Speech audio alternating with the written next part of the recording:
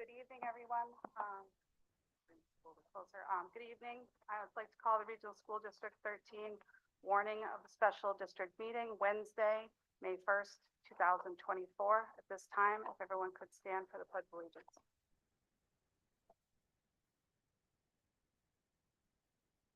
I believe to the flag of the United States of America and to the republic for which it stands, one nation, under God, indivisible, with liberty and justice for all.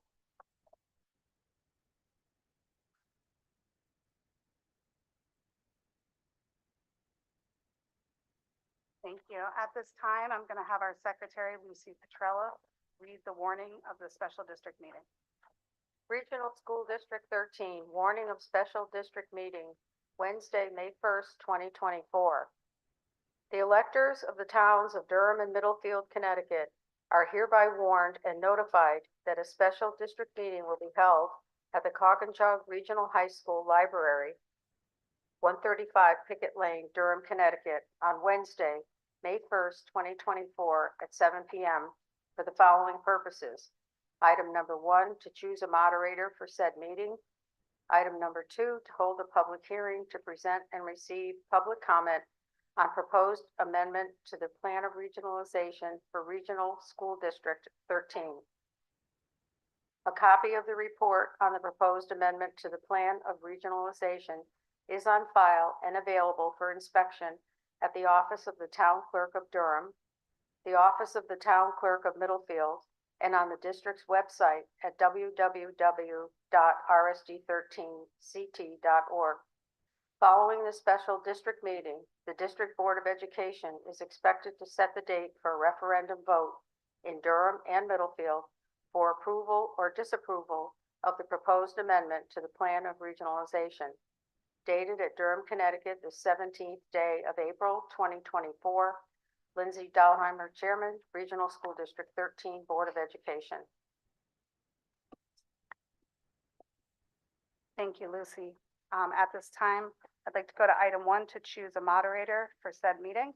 I'd like to make a motion to elect Bob Moore as moderator. I'll second that motion. Second. Do we have any other nominations for moderator from the room? Any more nominations from the floor? All right, I will. Bob Moore as moderator tonight. Bob, if you'd like to come up, he has a few words before we start. Good evening, everybody. Excuse me. This is a very different meeting that we had in a long time. There's 2 hearings tonight, and the reason for that is the plan of the amendment to the regionalization plan, the plan of regional, requires a vote in each town by residents of the town, whereas a bonding for a project just requires a total vote. So there's different electors for each of these 2 subjects. So in order to go for the bonding for this, we need to get first through the approval of the regional plan. And that amendment then will be the first subject of a referendum. And then if that passes, then we will move on to a referendum on the bonding.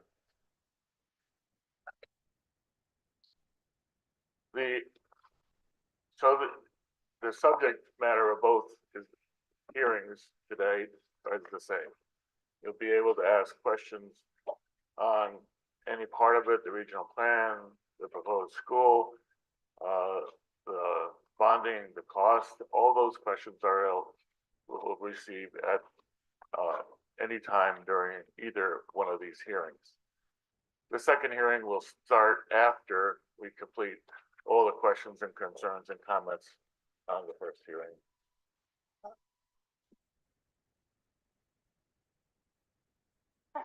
So again, I think we'll, if there's no questions on that, we will also try to limit.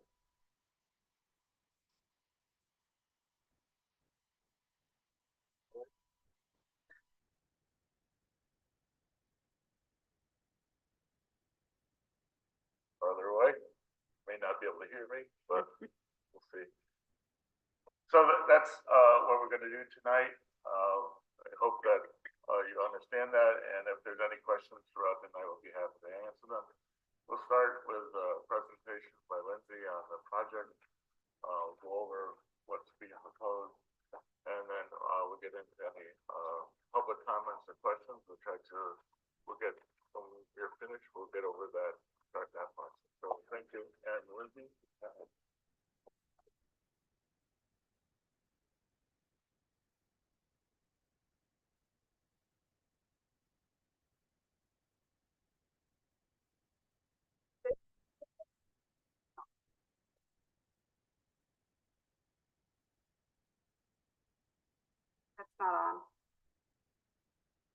You want me to move the other one up, Ken?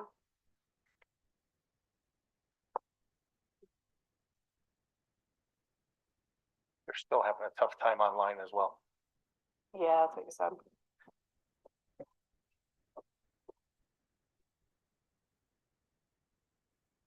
If you're, Amanda, if you're online, could you unmute and just let us know that you can hear us? That's a little bit better. Okay, so I'll just try to hold the mic, even though it's a little awkward. Thank you. So again, we're here tonight for, as Bob said, a dual purpose between the plan amendment and the bonding.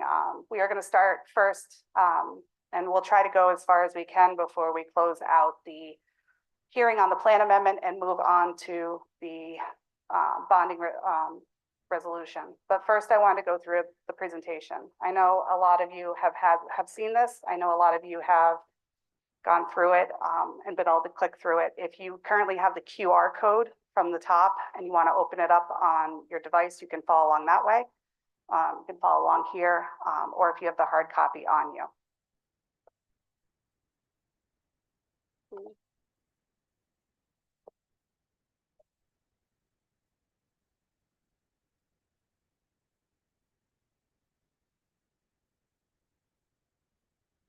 There it goes.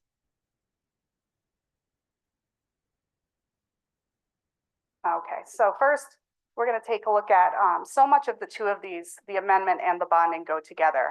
In order to have one, you can't really talk about the other. So we're going to go through the whole presentation. First here is the first rendition of a conceptual, not final design, but a conceptual look of what Memorial will look like in a renovation.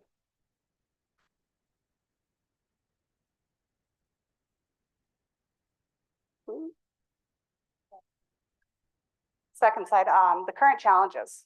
We're looking at aging school infrastructure, rising maintenance costs of the 5 buildings, limited infrastructure funding, and excessive operating costs of the 5 buildings, higher than average per pupil expenditure, limited ability to expand educational opportunities, increased annual budgets, and financially an unsustainable model. This slide, very quickly we'll go over, is another conceptual design of what Memorial, the entire project would look like from the building. As you can see from to the right of the building, on this next slide shows that the fields that are currently at Memorial School would still stay the way they are. And the pickleball courts that are originally still there will stay there. The expansion is in the back and the right-hand side. It also has expanded parking with an approximate over 65 more parking spaces that are currently at Memorial. Pre-K-5 renovation expansion. By investing in a renovation expansion of Memorial School, we can address the district infrastructure and programming challenges head on and create spaces that foster innovation, academic excellence, district community collaboration of resources, and long-term financial responsibility. A renovated and expanded building will provide the state-of-the-art facilities, modern technology, and flexible learning spaces designed to meet the needs of the students. Scheduling and phasing this timeline. Here we are today, May 2024, public hearings on the regional plan amendment and the funding authorization. June 2024, a referendum of the regional plan amendment. To be determined would be the referendum for the funding of the authorization, depending on the outcome of the regional plan amendment vote. June 2025, construction start date for Memorial School. July 2027, construction completion date for Memorial School. August 2027, Memorial School's first year of occupancy. And September 2027, repurposing of Brewster and Lyman schools. Facility impact. Separate bus and parent circulation, which currently isn't, we currently don't have that there. Designated pre-K and kindergarten only entrances.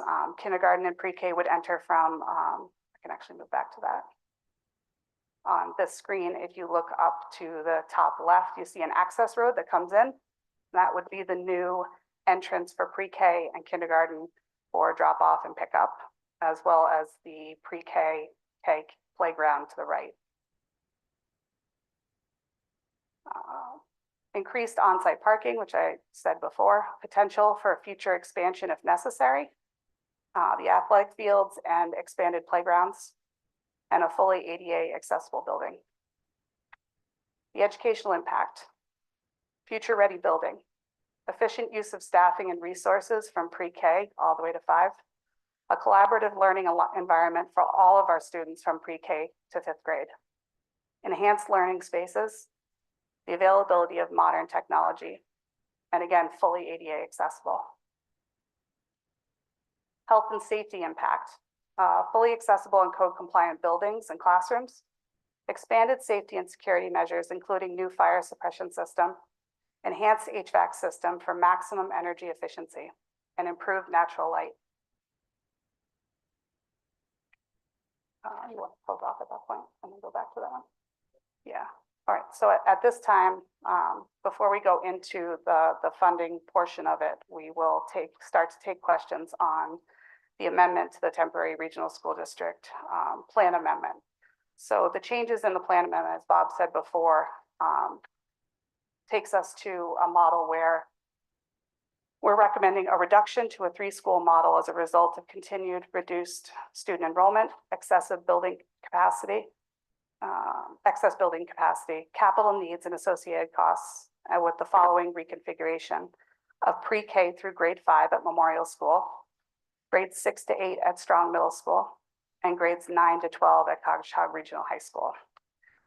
Now, the reason, we could have made this a very vague plan amendment, and we wanted to make it very specific so that everyone's understood where their children would be all the way from kindergarten, from pre-K all the way through 12th grade. At this time, I'll hand it over to Bob, our moderator, so he can start to receive public comment.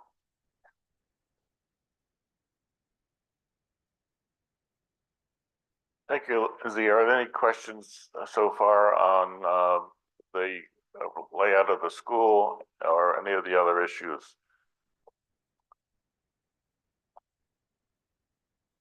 Yes, come down to the mic, please. Just give us your name and your town for the record. Carol Kleeman from Durham. I don't know if this is the right time to ask these questions, but I have a couple of questions. One is, when you did this, do we know how many subdivisions are planned that are on the books now in Durham and Middlefield for a significant amount of increase for students? Anybody? I don't think anybody here knows that. I don't understand the question. What do you mean? She wants to know if I want to know, do you have any background to put this forward, that there's going to be this incredible increase of students in the district in the next 2 or 3 years? Are there any subdivisions that you know of that are in the planning stage to be coming into the 2 towns? If you want to wait, we can take a look and grab the enrollment study that we most recently had, and we can go through that if I think that's very important to know for the taxpayers, whether this is really needed in this case. Secondly, is there any way that you have considered increasing the enrollment in each class size back to the 23, 24, 25 students? Doug, you want to answer that? I'll try to answer both questions actually. So, and Lindsay kind of already did. The district contracts with outside professionals to do a out-year enrollment forecast. And part of that forecast is they do look at the planning and zoning and the anticipated growth within the towns in making those forecasts. As some of you probably realize, maybe all of you realize, and this is getting into the second part, but I'll just go ahead and say it. We are putting this proposal in to get 51% of the plan paid for by state reimbursement. In order to qualify for that, you have to tie your needs to an enrollment forecast that is valid. So it's not just the consultant that's looking at this and us looking at this.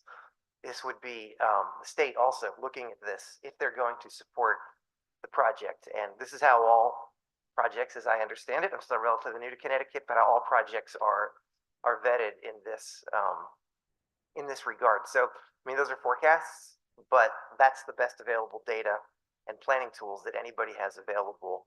So we feel very comfortable that we're designing for what we will need.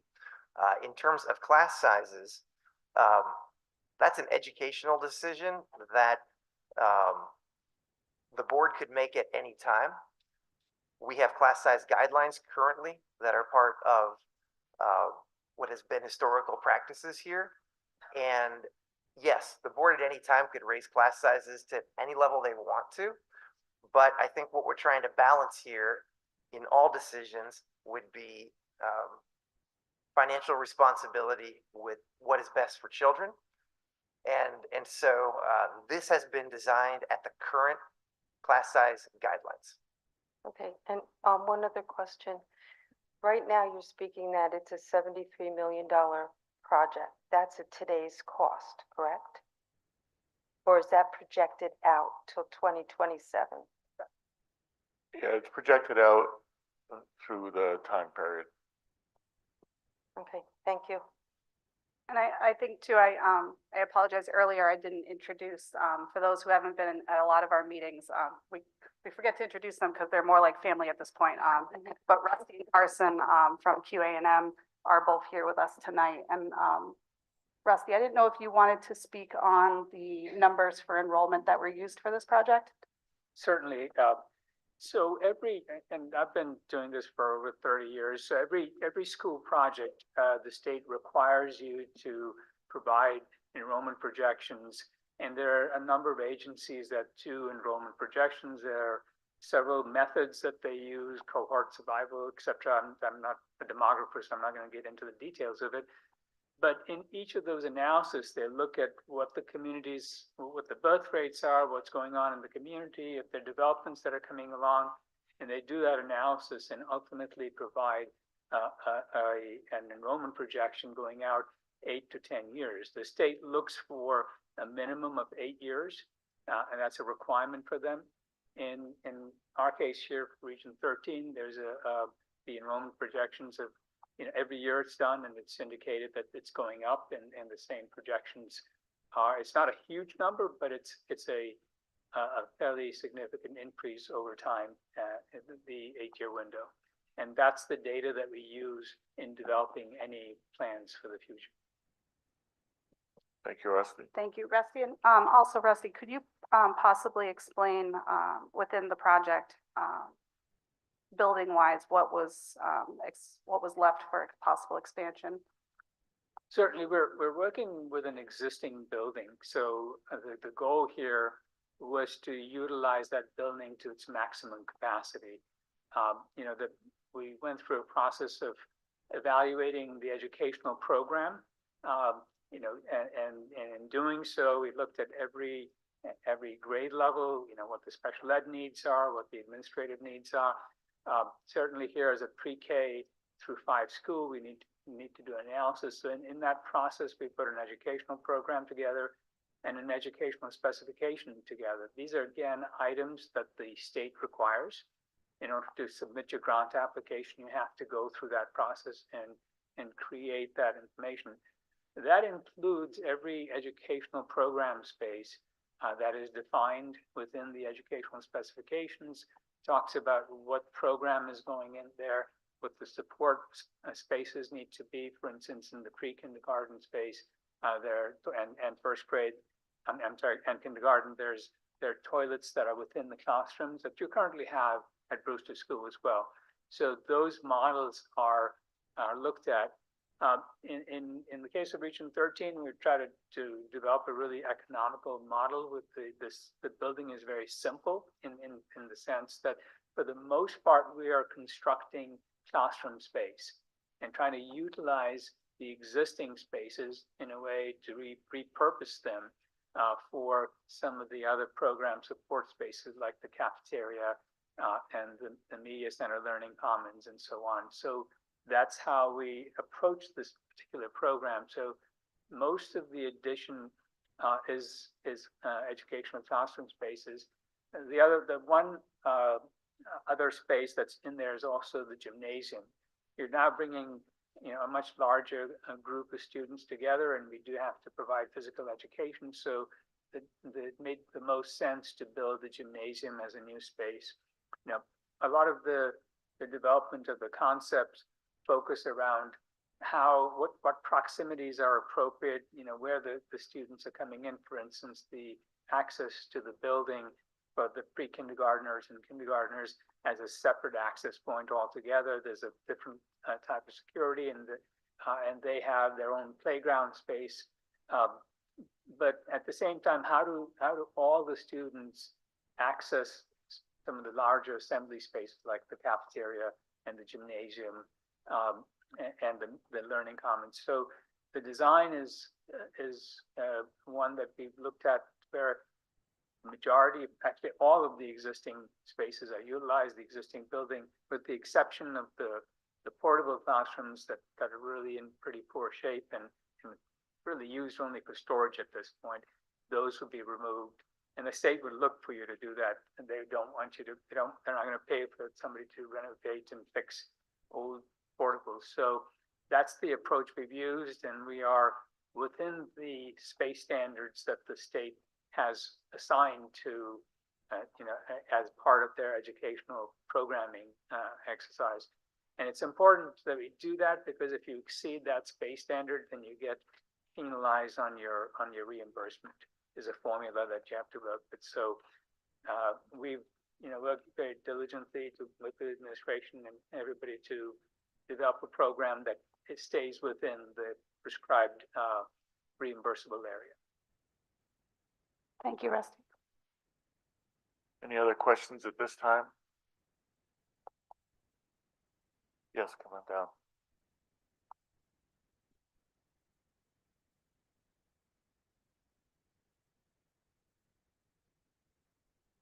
Hi, Mark Simmons from Durham. I just had two questions. One on the schedule. It shows a 2-year time frame from beginning to completion. It just seems very optimistic. I'm just wondering if there's any plan if that runs over or if things take longer. And second question is, what happens if this resolution does not pass? And we're stuck with 5 schools. I know there's plans to keep repairs and capital expenses, but what happens to the programming? Do we keep that 2-2-2 plan in place? Or does it revert back to what we have now? I'll take my responses. Thank you. Rusty, you want to get the first one? Certainly. So we looked at the schedule and keep in mind that this building is unoccupied. So the students will be moved out of the building. And so, we can, the construction company can go in there and really do whatever demolition and reconstruction work is necessary. When we came up with the schedule, we consulted within our design team, but then we also got a third-party opinion on both the cost and the construction duration. And actually, we were at one point saying it's gonna be more, maybe it even go as much as 26 months, and they were coming back and saying, no, if the students aren't there, we're talking about a 55,000 square foot addition, and, so roughly 50,000 square foot existing building. The building's not in horrible shape, it's got good bones, so that's a really positive thing about this existing building. So we anticipate we're still have to renovate it and put sprinklers in there, but that 24-month time frame was actually is a little bit longer than what the construction company told us. So we felt pretty comfortable with that time frame. And Lindsay, Doug, you want to get the second part? I can take it. And certainly others can chime in if they want. So, the board made a decision in September to reconfigure the grade levels and the plan that we have enacted for next fall, which will be folded into this timeline if both referendums pass. We need this one to pass, and we need the funding. I want everyone to make sure they know that. A failed referendum vote would need to return to the board for its consideration. I don't want to second guess the board. If you ask my opinion, you okay if I give my opinion? Yeah, of course. My opinion is it would depend on how the numbers really stacked up. Was it very close to passing? Did it pass in one town and not the other town? Could we try to figure out why? Do we need to communicate better? Or did it not pass like so decisively that people are so much against this idea? And then really we need to consult with people, because to your point, I think we have done a very thorough analysis of the fact that maintaining and sustaining 5 buildings is not in the best financial or educational interest of anybody in this community. And so we need someone to propose an alternate maybe to this. And we've had some community forums, and some of you have been part of those. And Rusty was part of leading us through a lot of different scenarios where we looked at 5 buildings, 4 buildings, or 3 buildings. And the overwhelming consensus in those forums was that 3 buildings make sense. If it's not exactly this, we need someone to show us or propose something different, and you got to convince the people up here. I also want to give a shout out to our building committee, and several of them are here. They want to identify themselves. They're sitting over in that part of the room. They have been walking arm in arm with us through this process, and they bring a lot of expertise in addition to people like Rusty. But in terms of your specific question, would it revert back to the way it is currently? I don't believe so. That would take an action of the board. And we have done extensive planning as an administrative team ever since that decision was made in September. And we've been communicating and updating that monthly or more frequently through our board meetings. And that is what we intend to execute for this fall, regardless of how this referendum turns out, unless otherwise directed by the board, which I don't anticipate, just because of the timing. You want to add anything to that? No. Okay. Yeah.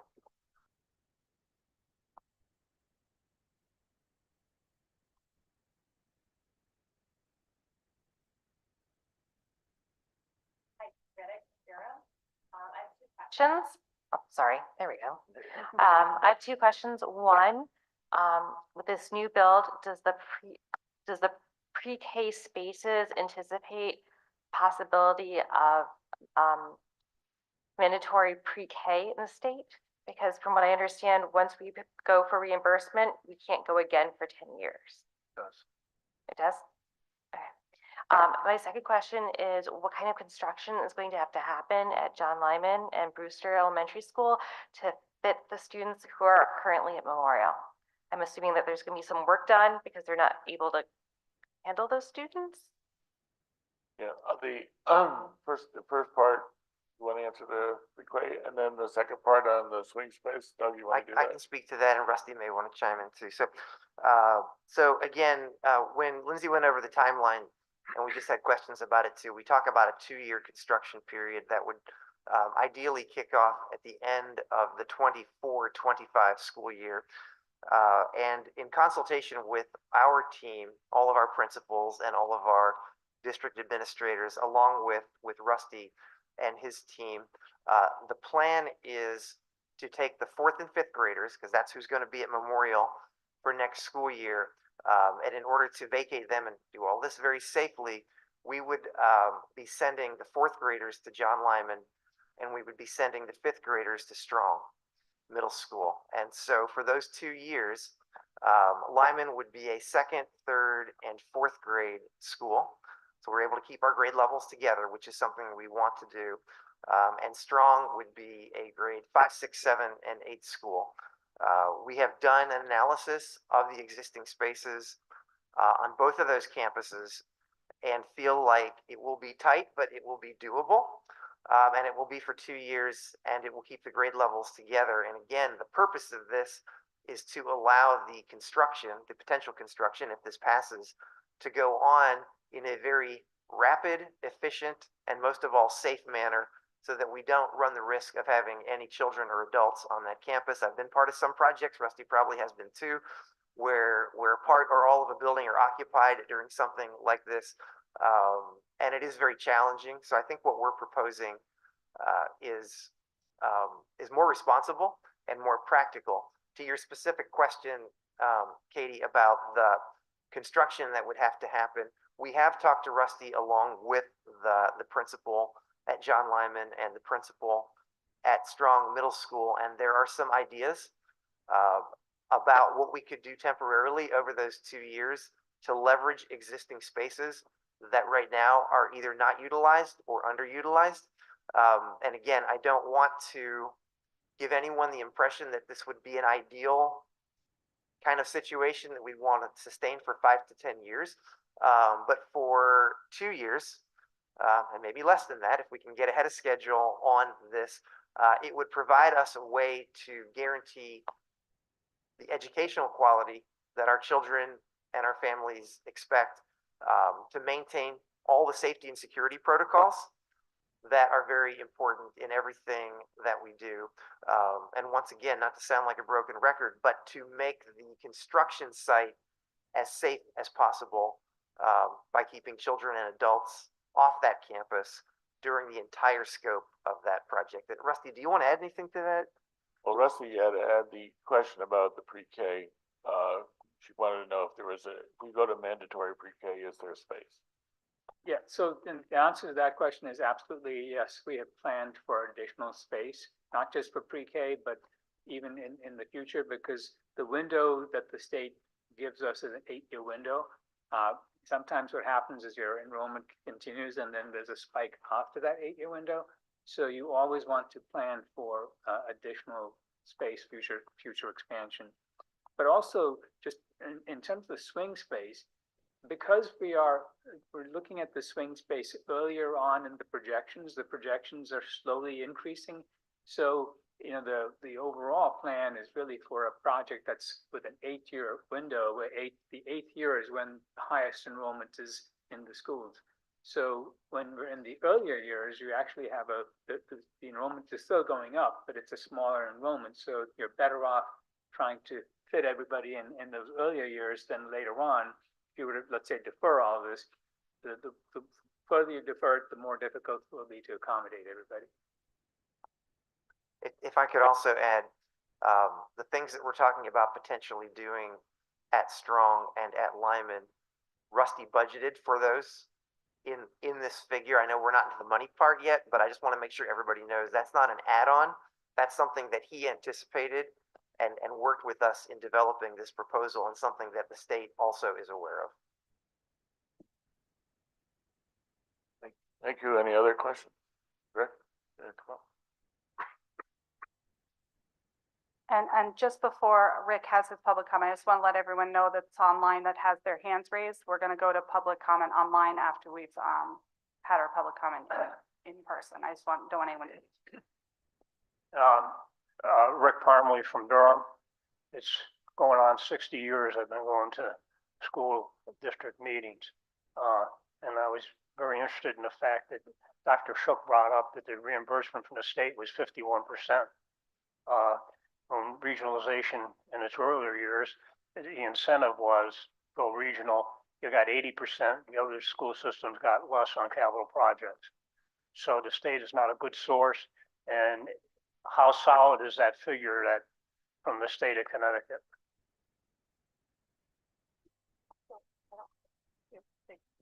So as soon as you apply to the Department of Administrative Services with your grant application and they approve that, you're locked in for that rate.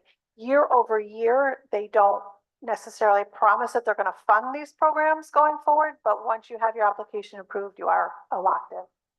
Yeah, another thing that I always felt like we were at a disadvantage as members of the community because of the regional system. It's different than conventional systems. And once we pass the budget, there's no wiggle room from town hall, like when the governor a few years ago wanted to cut back funding to municipalities. Glastonbury, the high-end school, cut some money from the school. And, you know, in Durham Middlefield, we were stuck with whatever we paid. And the other thing is, with the state funding, it's not particularly reliable because a lot of times Dave Levine was our state representative. He would come to the meeting and he'd acknowledge where the funding was for the coming budget year, but it hadn't been finalized. But when we finalize our budget, it's based on those numbers. If those numbers don't come up, we're stuck with that bill. Okay? And the finances we're going to talk about later, separate? Okay. Yeah. And I'll never forget a comment that Dave Webster made one time. He said, you know, there is life after District 13.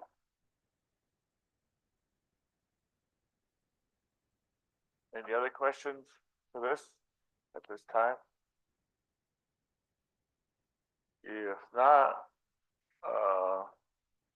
we'll go to online questions. Yep, I'm gonna allow to talk. I see Bill Laflamme. I'm gonna allow you to talk and ask you to unmute. When you're ready, go ahead.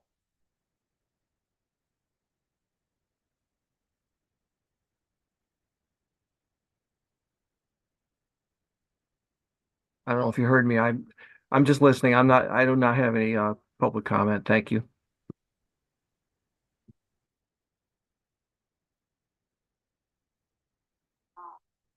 Mary Ann?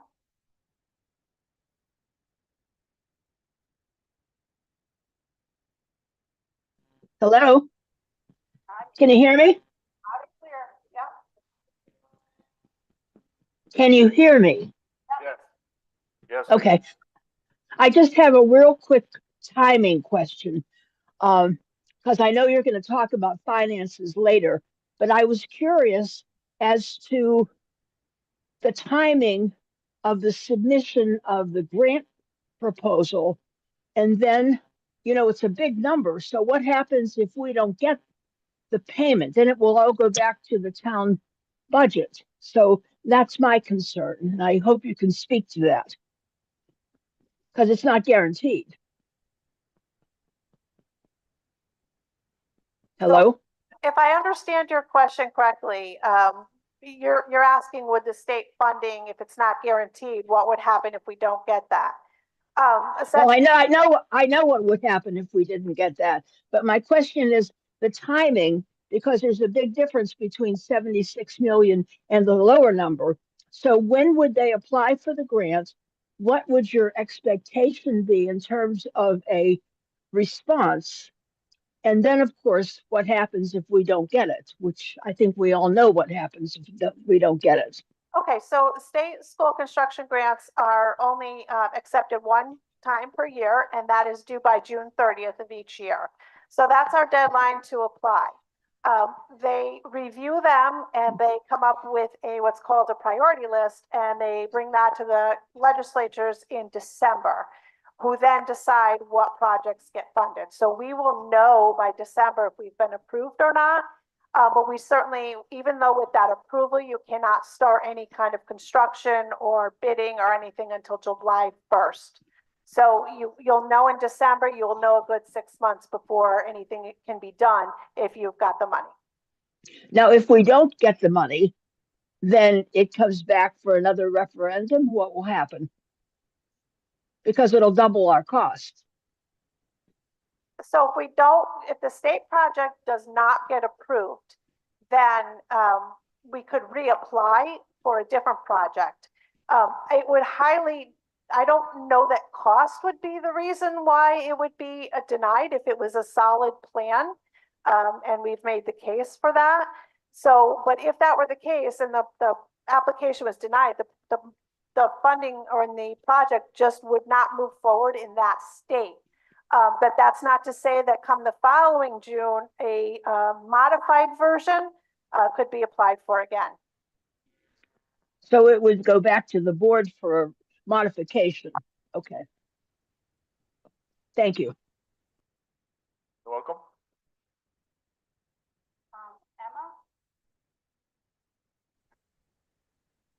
Emma? Hi, can you hear me?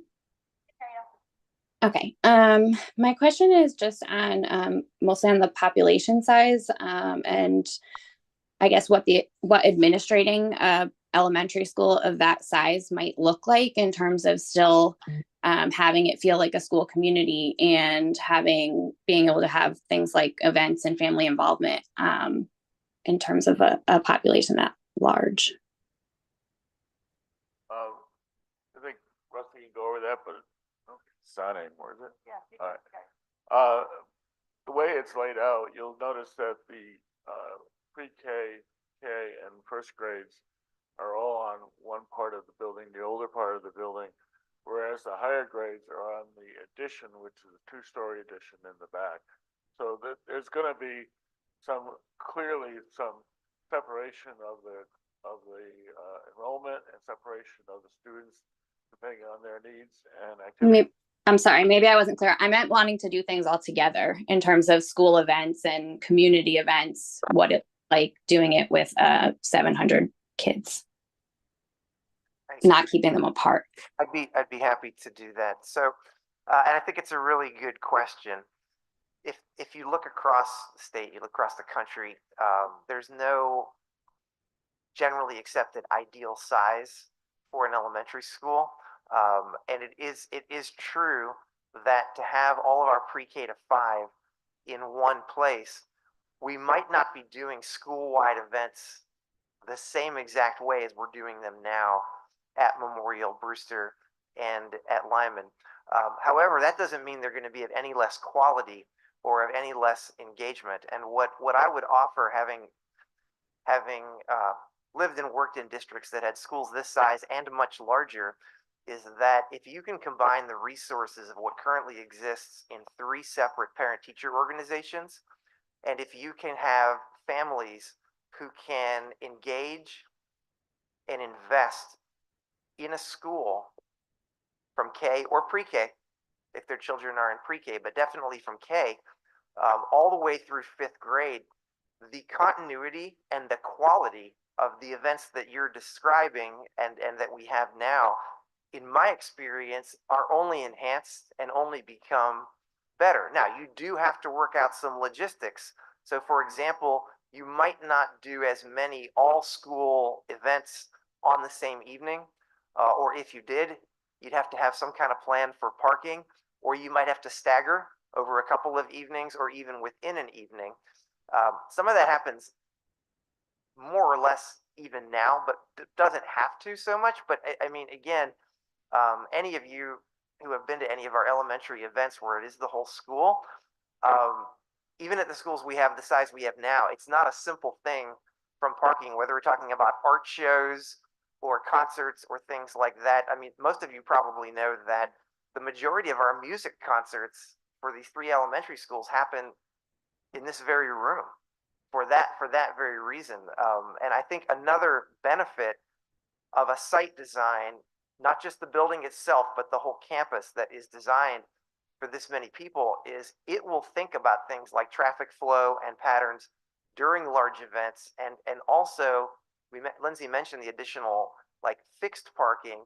We also can think about like overflow and like for big events like that. So again, I don't want you to hear what I'm saying to say that everything would necessarily be better than it is now. There are things that very small schools can do differently if they only have 50, 100, 150, 200, that larger schools cannot. I'm personally of the opinion that what we're proposing, if you do a pros and cons list, there's way more on the pros side because of what we can do educationally, and that doesn't even speak to the financial piece. I'll be quiet now because I could talk all night about this. I thank you for the question. I hope that answered it. Do you have any, want to ask if there's any more online? Did you want Any Rusty, more online questions? did you want Rusty to answer that question as well too, as far as the size of the gymnasium and things as such that people have already brought to our attention? I think it's important that they understand that as well. Yeah, the overall design, I mean, when you look at schools, and by the way, there are many schools that are pre-K 5 in Connecticut that even exceed the numbers you're talking about here. And there are also a lot of pre-K 8 schools that have been designed. And so it all comes down to how you design the space itself and how you really address, how the pre-kindergartners, kindergartners, first graders, how they interact and how the school gets zoned. And the critical thing there is making sure that there's, it's not necessarily a bad thing for the fifth graders and fourth graders to interact with the younger kids, but that there's a separation there, and but it gives them overall the amenities such as the large gymnasium or the cafeteria where the lunch breaks are now more limited. You don't have to have a huge number of lunch breaks. So those sort of facilities are available for the entire school. But the design of it itself can really mitigate a lot of the concerns about how large a school is. Any other online questions? Any more from here? If not, yes.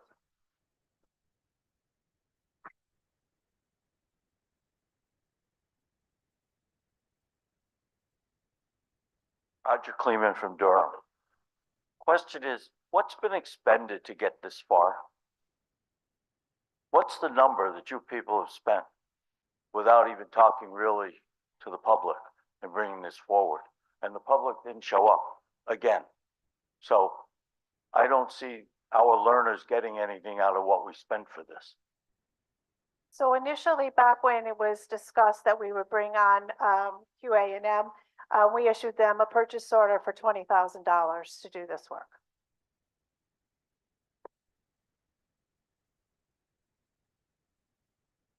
Any other questions? I guess that if that will close this part of the hearing, you make a motion to close this part and open up for the next one. So moved.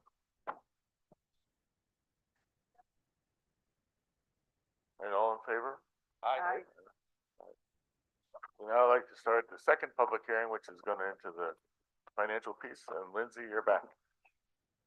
Again, since we are now starting, I'd like to, I'll come up afterwards, yeah.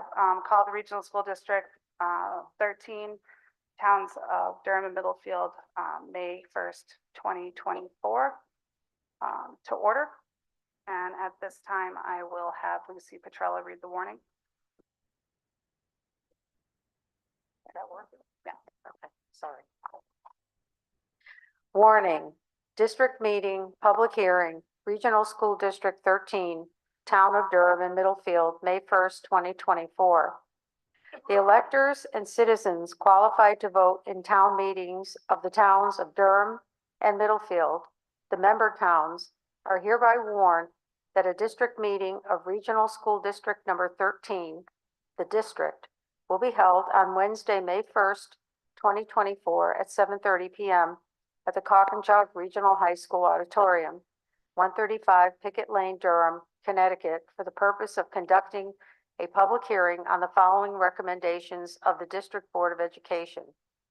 Number one, that $76,130,000 be appropriated for the expansion and renovation of Memorial School in Middlefield into a pre-kindergarten through grade 5 school, the project.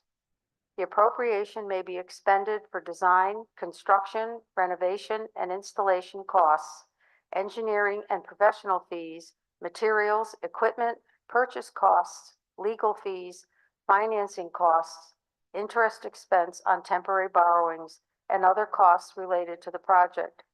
The appropriation shall include any federal, state, or other grants and aid received for the project. The Regional School District 13 Building Committee, the Building Committee, established by the District Board of Education as the building committee for the project shall be authorized to determine the scope and particulars of the project and may reduce or modify the scope of the project as desirable, and the entire appropriation may be spent on the project as so reduced or modified. The district anticipates receiving grants from the state of Connecticut for a portion of the eligible costs of the project to defray in part the appropriation. Number two, that $39 million of bonds, notes, or temporary notes of the district be authorized to finance the appropriation. The amount of the bonds authorized shall be reduced by the amount of any grants received by the district for the project.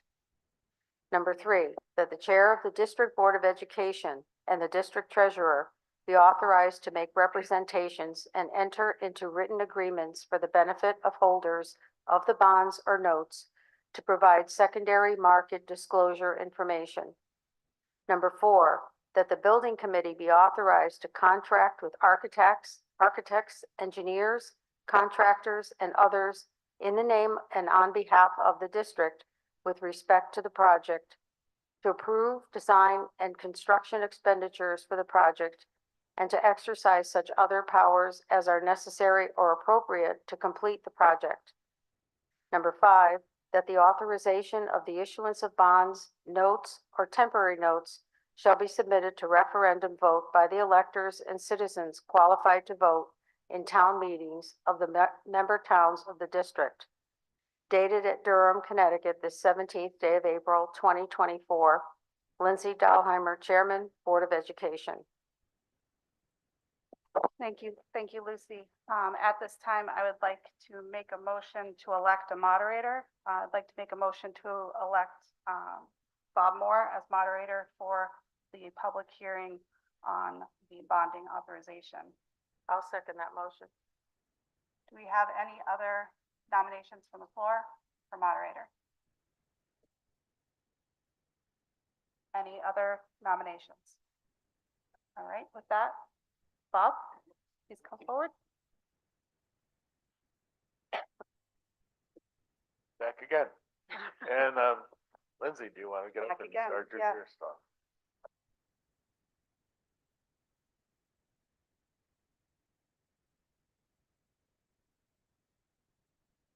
Playing a little bit of ping pong back and forth today, but it's good. We all get to see each other. So again, we're back for the bonding authorization public hearing where we will take comments. I want to let everyone know if there was something that came up from the first hearing that you still want to bring up that includes anything from the plan amendment. We'd love to hear that as well, and we'd love to answer those questions. On the first one, so funding this project, construction costs, $76,130,000. The state reimbursement projected $37,196,500. So the net cost of the district would be $38,933,500. The 13.5-year operational savings for the two building closures of Lyman and Brewster School breakdown would be $39,139,200. The bonding is needed to fund this project. To receive state reimbursement from the district will need authorization to borrow the full amount of the $76 million, but will only need to actually issue $39 million in bonds, which is the cost after the state reimbursement. The referendum question will reflect the full borrowing amount to meet state requirements. And this is something that always, confuses people, and they come and they vote and they say, oh, well, it's 76 million. It's a state requirement to vote on the full cost of the project. We're not able to do anything other than that, but that's information that is good for us all to have here. When we're looking at the budget impact, the 5-year budget impact showing two scenarios.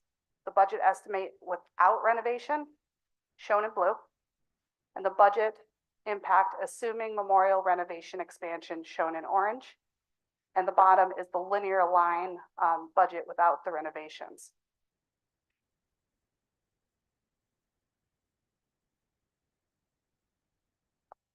try to, actually, it's probably easier to do that. So the graph depicts the 5-year anticipated district budget for those two scenarios. The assumptions for budget without memorial renovation expansion project has a 3% yearly escalation and does not include the funding for end-of-life systems, safety, and security or ADA upgrades. Assumptions for budget assuming memorial renovation expansion project 2027, 2028 would be the first year of savings realized from closing the two buildings, which would be 2.89 million. 2026 to 2027 would be the first year of the bond repayment, estimated at 500,000.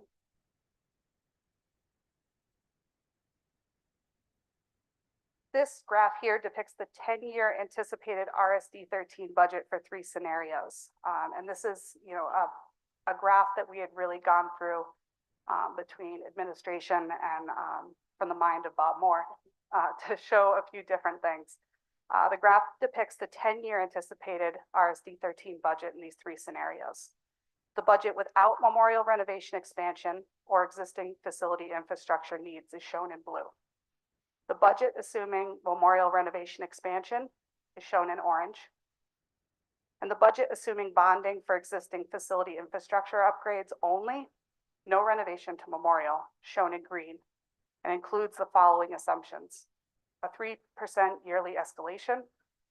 The budget steadily increases with infrastructure only bonding, which is shown in that green.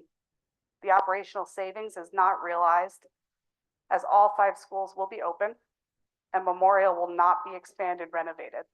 Only infrastructure and code needs will be updated. And as you can see, that green line is higher than the orange, which is the renovation. Construction impact. This construction projects to renovate is new. We did have other options where we were demoing Memorial School and building a new school, which was much higher in cost.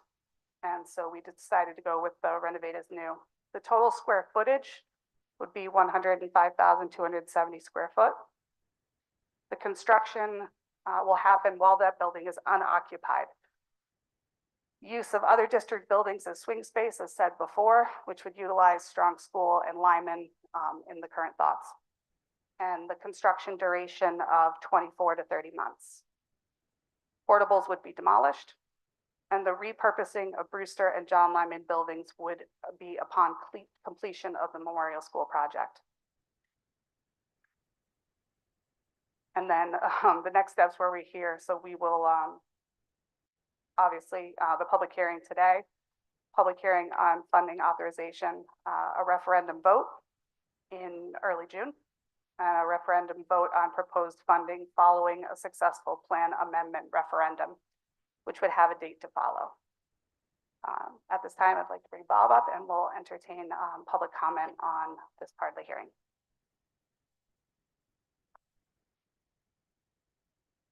Thank you. Yep. Welcome. Questions?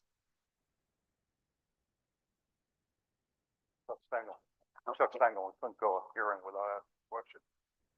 What is the repurposing Brewster and John Lyman? What does that entail? What are we gonna repurpose? Do you want to take that? This is a building we're closing, so why are we repurposing it? Is the question, what is the repurpose or why the repurpose? Slide says repurposing Brewster and John Lyman building upon completion of Memorial School. What are we repurposing? Okay, that has not been determined yet. As I think we talked about in the restroom. Yeah, well, that was my other question. Yeah, Right. is that at this point, the question in front of the community is whether or not it makes sense for this project to move forward as proposed, to recognize the educational benefits and the savings that Lindsay just articulated. If it is successful, we will then have up to 3 years, possibly longer, we can't figure it out in 3 years, to determine what that repurposing could be. In my experience, that I've done this for a while, repurposing could look like a lot of different things. It could potentially be a sale to an interested third party. again, would have to be approved by the relevant town authorities, planning, zoning, and anything that would be proposed in that, people would have to support that purchase of it. But that could be repurposed. It could be repurposed for an educational purpose, either for RSD 13 or for a non-RSD 13 entity, such as a daycare or a private school or a charter school or something of that nature. It could be repurposed potentially for use by one or both of the towns, either of the schools. And there's probably a whole lot of other things it could be repurposed for that we could all think about. But at this point, it would be premature for us to solicit any potential repurposing when we don't even know if we're moving forward with the project. And I believe that's one of the advantages of the 3-year window and hopefully the successful referendum. So part of the $39 million is not included in this repurpose. This is the financial part of the presentation. The 39 million doesn't include repurposing of the buildings. That's all right. No, but if I could answer that part of it, again, in my experience, I can't predict how this would go. Typically, there's not a cost for repurposing unless that repurposing is by the district for another educational reason. And at this point, there's been no suggestion that I'm aware of that we do that. Those savings that Lindsay articulated are realized because we are not using either facility for educational purposes. Instead, we want to put our resources, that 39 million, into this pre-K to 5 project. Got it. And that also too, Chuck, realizes the reduction in possible administrative costs and salaries in closing those 2 buildings. Something Doug kind of partially articulated, there are different, things you could look at.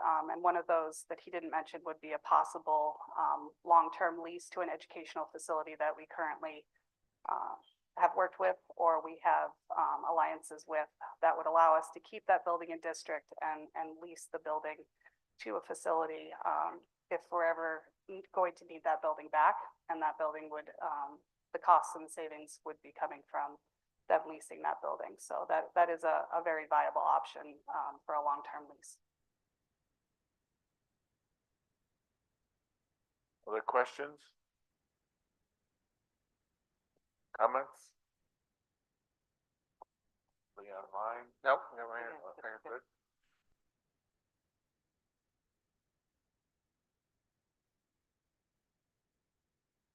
Oh, but you have one in front of you. Hang in there. Got Mark in front of you. I'll try to be quick.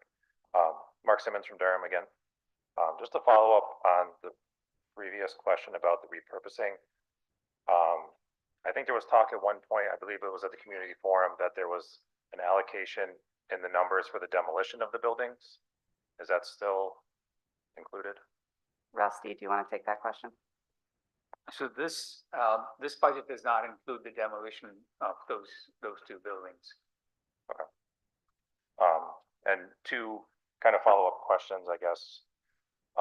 Is there a plan from the board, like a longer term plan, so we don't end up in the same situation where we are now, where we have schools that are years and years overdue of maintenance?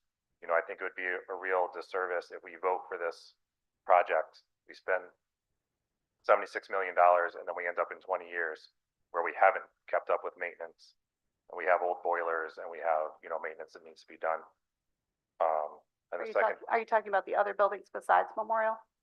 just in general, in the general, district. And I'll give my second question. It's kind of in the same vein. As we're talking about spending $76 million or $38 million, however we want to cut it, we're also mentioning that we're going to be saving money in the district if we build this school. I would like to see the board commit to taking those savings and putting them to good use in our schools. And what that looks like for me is a fully funded school district. And things that mean is that, as a parent, we pay our taxes and we, approve school budgets, but then it seems like 3 days, we're getting asked to contribute more money to the schools in fundraisers and paying for field trips and everything else under the sun. To me, if we build this new school, a fully funded school district is, we can send our kids to school. Every field trip is paid for. Lunches are paid for. Pre-K is paid for. You know, we're not going to have to keep coming back and asking the town and the parents for money. Thank you. Part of that question is Monday night, as you vote on the budget, so we can, you know, that's always a concern of how much does the budget, you know, cover, and Mr. Parmalee always asks the question, why do people have to pay for fees when schools, so it's the same kind of question. Yeah. Yeah. Rusty, do you want to answer the first part of that before Kim takes the financial? Go ahead. So I can speak to the maintenance plan. Sorry. That you're absolutely right. I mean, if you have a new facility, you want to do preventative maintenance. You don't want to do reactive maintenance. And this board, since I've been in the district for 7 going on 8 years, has been committed to saving the funds that they can for our capital reserve for those things. We are bound by the state of Connecticut to only be able to save 2% of our total budget for non-recurring expenditures, such as like a roof or, you know, a chiller. So even that you get behind the 8 ball, because you with 5 buildings, or, you know, 3 eventually, if this were to pass, your expenditures or roof could be $3 million on the high school. So, you know, over time, even if you can save $700,000, $800,000 a year towards this stuff, that's great. But there could be a time when you need something and you just don't have enough saved. But I don't disagree with you. We want to keep the maintenance. We want to do preventative maintenance, take very good care. Our buildings are very well cared for in terms of how they're cleaned and they're maintained. It's just our life systems are gone. Our boilers are those kinds of things that if they hadn't been maintained, they wouldn't still be running. So kudos to our facilities and our district for taking such good care of our systems that they are still running today, because some of them are 10 years past their useful life. So we're lucky they're still running. Yeah, and thank you, Kim. Can you guys hear me? Yeah. I think it's a really good question also, and I think it's also something to consider whether you're going to support this or not. I think doing exactly what you suggested, Mark, is more practical when we're only talking about 3 buildings instead of 5. In addition, since one of them will be state-of-the-art, newly renovated and expanded, you're going to have the advantage of modern design principles. Rusty can speak more to that than I can, about, you know, energy efficiencies, but systems that are designed to last longer than when the current buildings were built, and also in many cases will carry warranties initially, and if they're not working properly, they're going to get replaced, you know, at no cost to the district, which, to what Kim said, will allow us to take that 2% if we're able to continue to be committed to that and dedicate that probably to this campus and the middle school campus and stay on top of that. So I think it's a great point. It's important to note that 2% is peanuts when it comes to needing to upgrade all of our 5 buildings. This is a legislative issue at the state. Talk to your state legislators, your state senators. That is only going to change if we talk to them about that. That is really a bad thing. It's been a burden on us. It's been an albatross, and it's been very difficult to maintain the buildings as well as we would like because of that 2% rule. So I just really think that needs to be addressed at the state level. I just want to expand on one thing too with this. The memorial will be built, if this is passed, to be, you know, fully, you know, state of the art, up to date, all the equipment brand new. But what I don't want to get lost on that is that this building that we're in here and Strong still have significant end of life system needs, both of which are a roof coming up soon. So I just want to be very clear that even if this passes, it doesn't mean that we've met all our capital requirements in the district. We still have 2 other buildings that we have to take care of.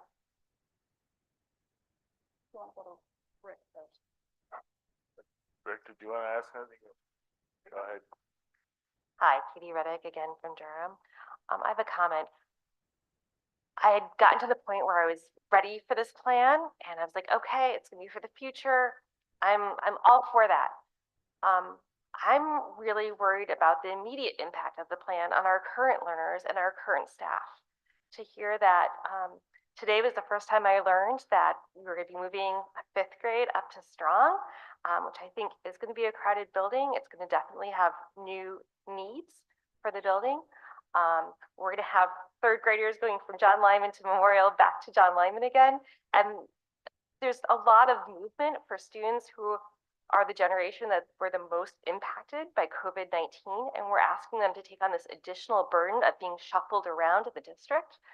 So I have not heard any discussion of that. I don't know if this is the forum for that. I don't know if those discussions have been had from the agenda notes that I've been reading.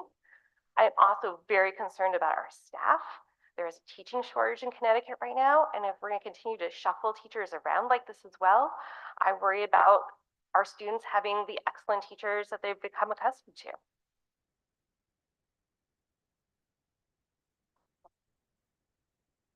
Doug, you want to?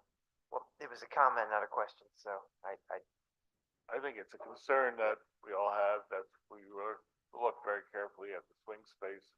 We spent a lot of time with Rusty making sure that it's feasible, and that it's, could be accommodated. But I think the educational issues that you raised are ones that we're going to have to address in detail. Hi, Sam Eidinger from Middlefield. It's a sort of a question, observation hybrid, I guess you would say. You can see from in this room and from what people have brought to the table so far, there are a lot of questions that are unanswered.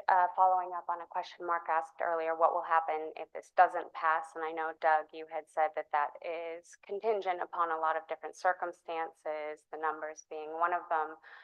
But I do think, what's been brought up in this room, staffing concerns, what's going to happen to the buildings, just the budget itself. I mean, property values, there are all of these different questions that have been going around. And we have all of that as sort of this big unknown space that, are obviously concerns to people. And you did a wonderful job of the budget forecast in each of the different circumstances. But there's no forecast of the logistics of the more concrete happenings, what's going to happen for people, for the kids, for the staff. And I understand that you can't say that in any definite way, but without even some sort of hypothetical plan, you're asking people to make a vote with only half of the information. This is what happens if it goes through, and if it doesn't go through, we don't really know. We just have an interim plan. And I know that there's more to it that's been tossed around. So I'm wondering if between now and I realize that's about a week, if there can be any other sort of suggestions that can help inform people as to both sides of their vote. Thank you. Lindsay, You want to answer that? you want to? Do we want to respond to that? there was a lot to that comment / question. What I can assure you is that whatever direction this goes, we are going to plan for the best possible educational experience for children. And I think, and I've said it before and several of us have, there is no question that the temporary relocation is less than ideal. I think the question that we all need to answer, those of us that are going to be voting, is that an acceptable temporary solution, knowing that we can guarantee safety and security and educational quality and all of those things, so that for 20, 25, 30 years, as long as this memorial project could last, a couple of generations of children can benefit from that. And I think it also needs to be considered in the alternative, because you've seen the budget numbers. And I said this before, but I'll repeat myself for those that weren't here then. If this isn't the way to go, I think we can accept that. I don't think it's acceptable to keep going the way that we have. because it's not the best educationally, in my opinion, and it's certainly not the best financially. And I think that's more in the fact area. And someone wants to challenge us on that, we can certainly do that from the operational side or the or the maintenance kind of staffing side of it. You did say something about property values. And again, I'm not here to say definitively what this will or won't do to property values. What I can tell you in my experience, having worked in 3 previous districts that had a regular renovation or new construction cycle, because they were much larger districts, is it really improved property values. There is something about a new or newly renovated school that provides a sense of pride for a community. And again, I don't want to be the one to say this, but I would suggest if you know any local realtors to ask them that question and how they would love to drive by a brand new school or a newly renovated school, or even point to that and say, in a couple of years when your kids are in school, that's where they're going to go. I think it's a selling point, and I think property values tend to rise. Again, that's been my experience. I'm not a realtor, so I can't say that definitively. So maybe ask them. Eileen? Hi, Eileen Buckeye. I just want to say, if I have heard a couple of you bring up the high school, and I'm actually feel a little bit more at ease that you brought up the high school. If this plan can think ahead to what we're going to do with this school, I happen to think that the high school is the calling card of the district. In any, when I moved here a long time ago, in 2002, what I did was I looked at the high school and the classes that were offered at the high school, the SAT scores. I looked at the graduation rate. I looked at the colleges that they were accepted to, and that's one of the reasons that I moved here. So I don't think this school is in the greatest condition. My daughter's play was canceled because this area here was flooded, and it's been flooded multiple times. And I think that is hurting our district. A lot of my daughter's classmates have left the district. I think we need to bring those kids back, and I think that a lot of it has to do with this school. So if this plan can help us get ourselves together, together, and we can all come together and accept this as our plan to get ourselves together for K through 5, and then we can turn our attention back to improving the AP classes at the high school, creating an honors program here at the high school so we can compete with these other schools. I hate to use that word. This is a public school. We're not really competing. I would really like the board to keep in mind this school, and believe me, it's not going to affect me because it's going to happen after my kids are gone. But I don't attend these meetings very often, so I just want to say this while I'm here. I really want the board and the administration to focus on this school. I think it's really important to our district. So not really a question. Thank you, No, Eileen. but I think Eileen makes a really good point, and it's something that, it's nice to hear from a former Board of Ed member, is that to operate 5 schools and to keep them the way we're going, we're going to continue to sink that into infrastructure that we don't need to sink it into, and we can divert that to programming. I don't think any one of us can guarantee what that programming would be, but I can guarantee it will be better. And it's something that I think is really important too. I think that every single one of our buildings needs to have the programming that the students need in order to be able to leave here their senior year and enter the society or college or the trades. Looking at some of our tech programs, looking at our honors programs and high achievement classes, and opportunities for a lot of these students to really achieve where they need to be. So I appreciate it. Thank you. Any other questions, Rick?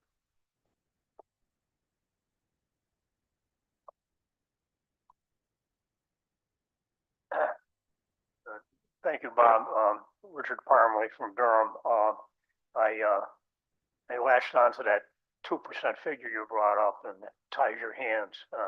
It was in this room several years ago. We had a town meeting. We had to approve a over expenditure on the librarian's salary of about $1. So you people don't get the scrutiny that they do.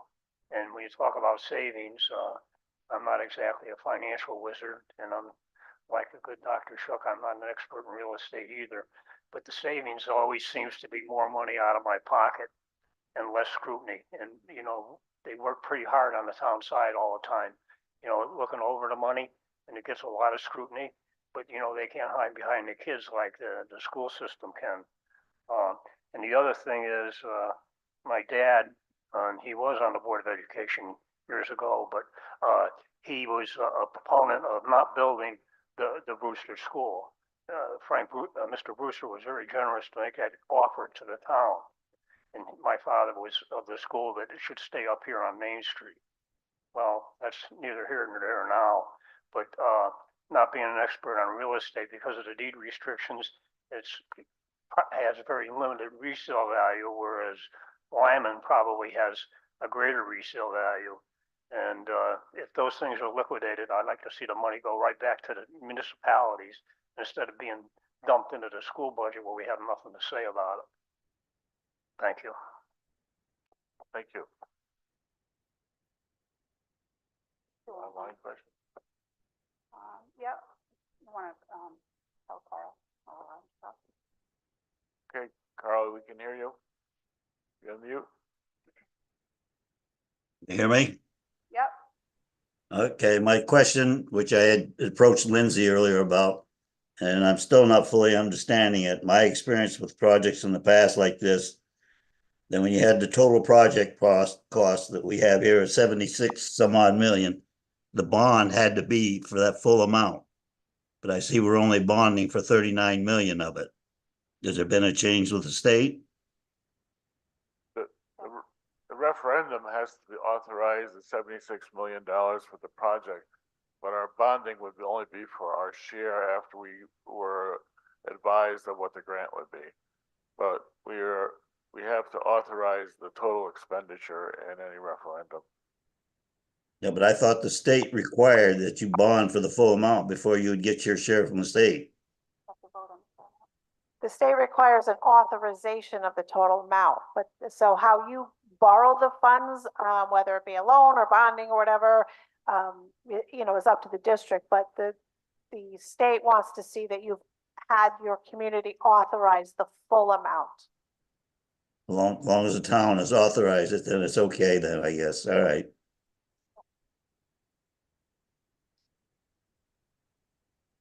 Any other questions online? Marianne? Marianne? Okay, can you hear me now? Yep. We can. Very loud. Okay, thank you very much for allowing me to speak. I'm an old lady. My son hasn't been in school for probably 40 years. So I'm not going to probably live long enough to see all this happen. But my question is this. Now I almost forgot the question. That's terrible. But has any discussion happened with the financial people in the town regarding the potential increase? And I know it's not a fair question, but I'm going to ask it anyway.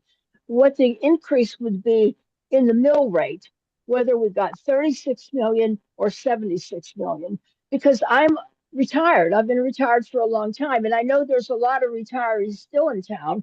We haven't been chased out yet. And I'd be curious to know what is there something on this slide that answers my question? I mean, I know it's probably not a fair question, but I'm going to ask it anyway. What will the cost be? What do you think the cost would be to the average homeowner in terms of mill rate, whether we get 36 million or 76 million? I think it's a fair question because a lot of us are living hand to mouth right now because we've been retired for a long time. And the young people will say, oh, sell your house. You're sitting on a lot of money. Move out of town.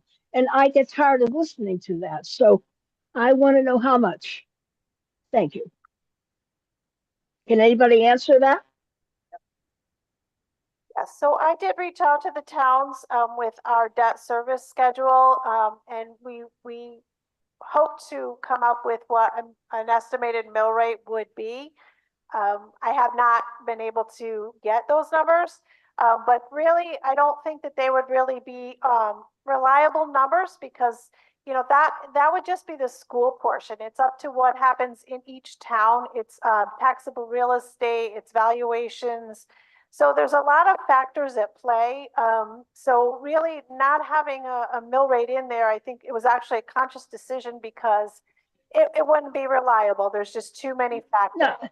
No, that's not an answer because there's models you could run. I'll be happy to help you. There's different models you could run to say, if this, if this, if this, and just, come up with some kind of a swag, some kind of an Right. How estimate. about you, if you can give me a call, we can talk about it. Well, you can look me up or I'll text you, message me your email and I will send you my phone number. How's that?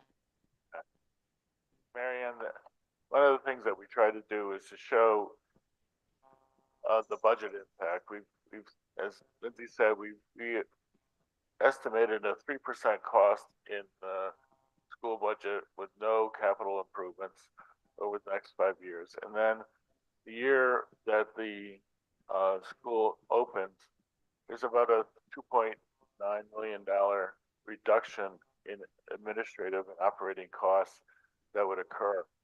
So that would reduce the budget that year. And then the following year, the first payment debt service starts, and that would be about $1.5 million or so. 500,000 would be the first payment, and then gradually over the 20 years of borrowing, it's 2.4 average, I think, is the average bonding cost. So that you would actually see in the first year a reduction in the budget based on the 3% projection. So you could Was that Bob? Bob, are you speaking? Yeah, you could probably figure out the mill rate if you just took the 40 million and added 3% a year and had no increase in the town budget and that would have the only impact. You could probably calculate it some way. But Board of Education already came up with $1 million increase this year. Yeah. Not related to this, of course. So everything is going up. And I just wondered if, there must be models that people could run to give us a better idea. And so that's that. And that's what you just answered. I have to figure it out myself. Yeah. Okay. Chuck has his calculator out now, so he'll be with us. Okay. Thank you. Chuck, I'll be waiting to hear. Okay. Any other comments or questions?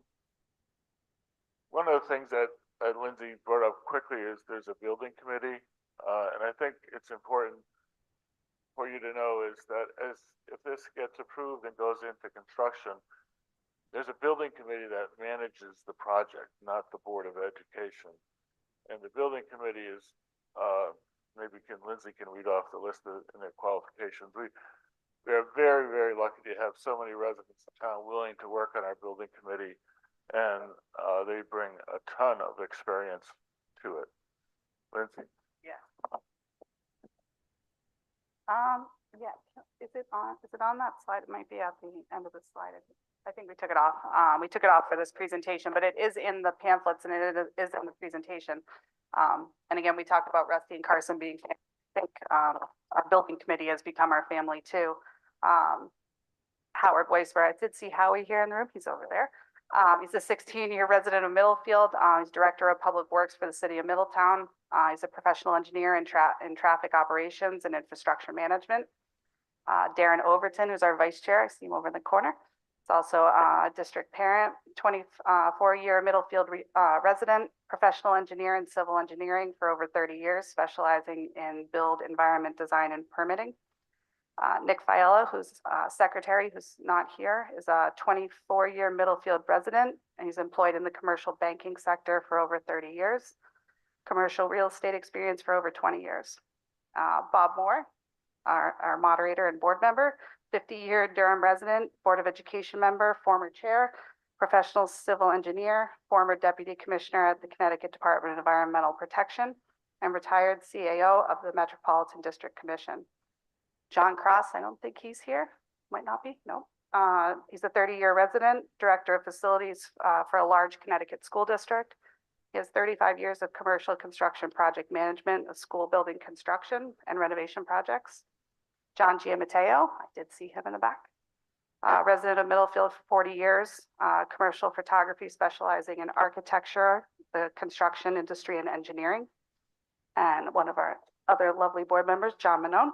He's a 10-year resident Board of Education member, captain of the Meriden Police Department, and has developed and implemented the Meriden Public Schools Critical Incident Management Protocols.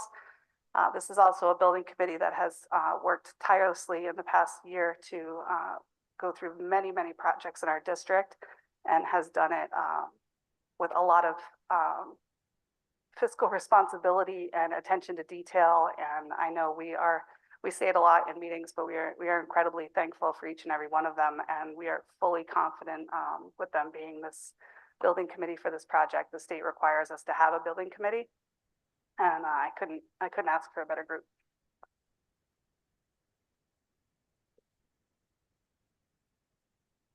No other questions? Yes.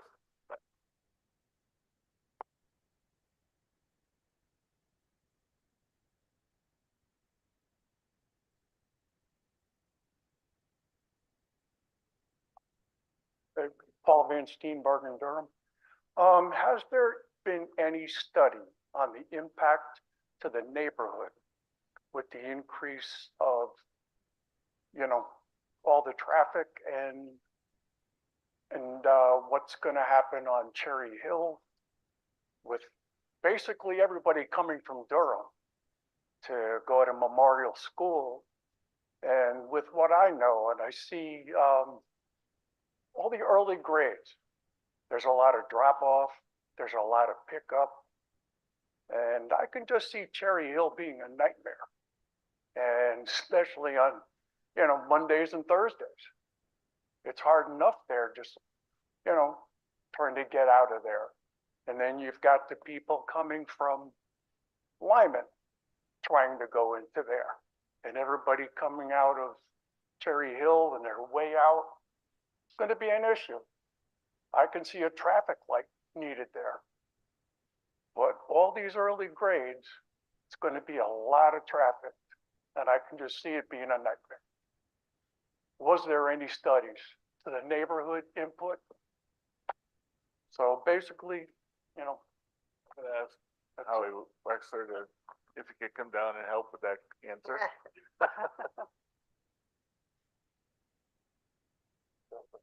Howard's on the building committee. Where is it?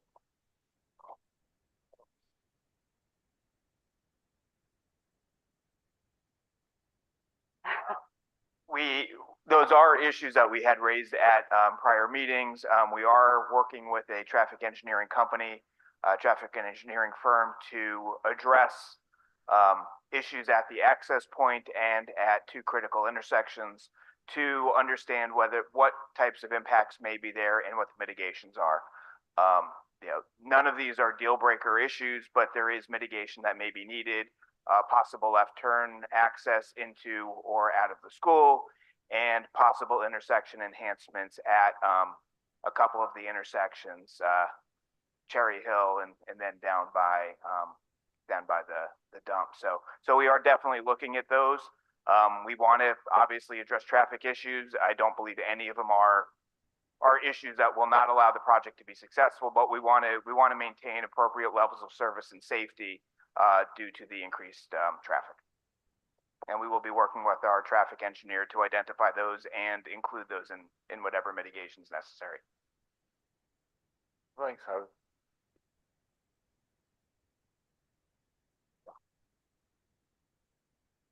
There's no other questions. We'd like to close the public hearing, and you want to read whatever we have to read there? Motion to close. Yep. Motion to close the hearing. Second. Those in favor? Aye. Next next meeting is a meeting of the board to consider, the action on the referendum. Awesome. Thank you, Bob. Okay. All right. At this time, I'd like to call the Regional School District 13 Board of Education special meeting to order, May 1st, 2024, at 8:37 p.m. At this time, please rise for the Pledge of Allegiance.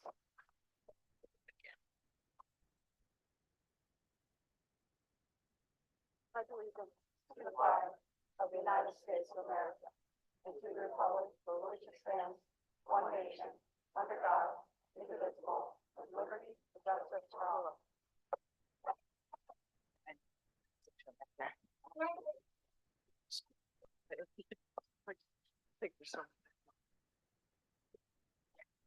Thank you all.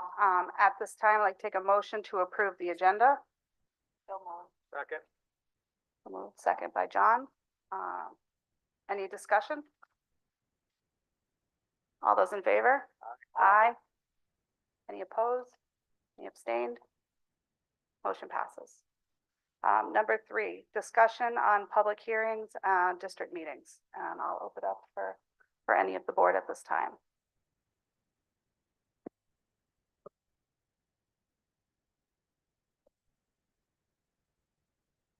Just like to say thank you for everybody who stated, and I thought they were great questions. I'm sure there will be more. Yeah, we can't hear you, Bob. You want to say it again? I just want to thank everybody who came and spoke, and I'm sure there'll be more questions as we go forward, but thank you for your questions, and they're very thoughtful and important to us. Absolutely. Do we have any other questions or discussion before we move on to the resolution? Okay.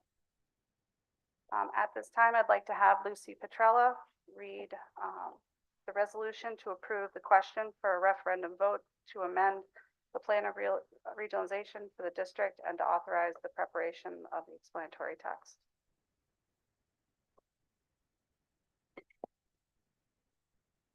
Regional School District 13, Town of Durham and Middlefield. Resolution to approve the question for a referendum vote to amend the plan of regionalization for the district and to authorize the preparation of explanatory text. Be it resolved, Section 1, that the Regional School District 13 Board of Education hereby approves the following referendum question, which shall be submitted to electors of the towns of Durham and Middlefield. Question: shall the Regional School District 13 Plan of Regionalization be amended to authorize the Region 13 Board of Education to adopt a 3-school model with pre-K grade 5 at Memorial School in Middlefield, grades 6-8 at Strong Middle School in Durham, and grades 9-12, 9 through 12 at Clock-and-Jog Regional High School in Durham, and to close Frederick F. Brewster School in Durham and John Lyman Elementary School in Middlefield upon the transition to the 3-school model? The response would be yes or no. Voters approving the question shall vote yes, and those opposing the question shall vote no. Section 2, that the Secretary of the Board of Education is authorized to prepare, print, and disseminate a concise explanatory text concerning the referendum question above. Such explanatory text is subject to the approval of the Board of Education's attorney. Subject to the approval of the Board of Education's attorney, the Board of Education authorizes the superintendent to prepare and print explanatory materials regarding the proposed amendments to the plan of regionalization. The explanatory text and explanatory materials shall not advocate either the approval or disapproval of the referendum question above and shall be prepared in accordance with Section 9-369B of the Connecticut General Statutes. Section 3, the following polling places shall be utilized for purposes of the referendum vote on the voting tabulators: Durham Community Center, 144 Pickett Lane, Durham, Connecticut, 06422. Middlefield Community Center, 405 Main Street, Middlefield, Connecticut, 06455. Section 4, warnings of the referendum vote shall be published in newspapers having a general circulation within the towns of Durham and Middlefield respectively, not less than 15 days before the date of said referendum, and not more than 5 days before the date of said referendum, which warnings shall be in substantially the following forms. Warning, referendum vote, Regional School District Number 13, Town of Durham, June 11th, 2024. A referendum vote of the electors of the Town of Durham, Connecticut will be held in the Town of Durham at the following place: Durham Community Center, 144 Pickett Lane, Durham, Connecticut, 06422, and simultaneously in Middlefield, Connecticut, on Tuesday, June 11th, 2024, between the hours of 6 a.m. and 8 p.m., pursuant to Section 10-47C of the General Statutes of the State of Connecticut, as amended, upon a resolution adopted by the Regional School District 13 Board of Education at a meeting held on May 1st, 2024. The resolution would be placed on the ballot labels as the following question: shall the Regional School District 13 Plan of Regionalization be amended to authorize the Region 13 Board of Education to adopt a 3-school model with pre-K through grade 5 at Memorial School in Middlefield, grades 6 through 8 at Strong Middle School in Durham, and grades 9 through 12 at Coggins Regional High School in Durham, and to close Frederick F. Brewster School in Durham and John Lyman Elementary School in Middlefield upon the transition to the 3-school model? Yes or no? Voters approving the question shall vote yes, and those opposing the question shall vote no. A copy of the full text of the amendment of the district's plan of regionalization is on file and available for public inspection at the town clerk's office. Absentee ballots will be available from the town clerk's office. Dated in Durham, do I use today's date? Dated in Durham this first day of May, 2024. Nicole Charest, Durham Town Clerk. Warning, referendum vote, Regional School District Number 13, Town of Middlefield, June 11th, 2024. A referendum vote of the electors of the Town of Middlefield, Connecticut will be held in the Town of Middlefield at the following place: Middlefield Community Center, 405 Main Street, Middlefield, Connecticut, 06455, and simultaneously in Durham, Connecticut, on Tuesday, June 11th, 2024, between the hours of 6 a.m. and 8 p.m., pursuant to Section 10-47C of the General Statutes of the State of Connecticut, as amended, upon a resolution adopted by the Regional School District Number 13 Board of Education at a meeting held on May 1st, 2024. The resolution will be placed on the ballot labels as the following question: shall the Regional School District 13 Plan of Regionalization be amended to authorize the Region 13 Board of Education to adopt a 3-school model with pre-K through grade 5 at Memorial School in Middlefield, grades 6 through 8 at Strong Middle School in Durham, and grades 9 through 12 at Coggins Regional High School in Durham, and to close Frederick F. Brewster School in Durham and John Lyman Elementary School in Middlefield upon the transition to the 3-school model? Yes or no? Voters approving the question shall vote yes, and those opposing the question shall vote no. A copy of the full text of the amendment to the district's plan of regionalization is on file and available for public inspection at the town clerk's office. Absentee ballots will be available from the town clerk's office. Dated in Middlefield, Connecticut, this first day of May, 2024. Tanya Hogan, Middlefield Town Clerk.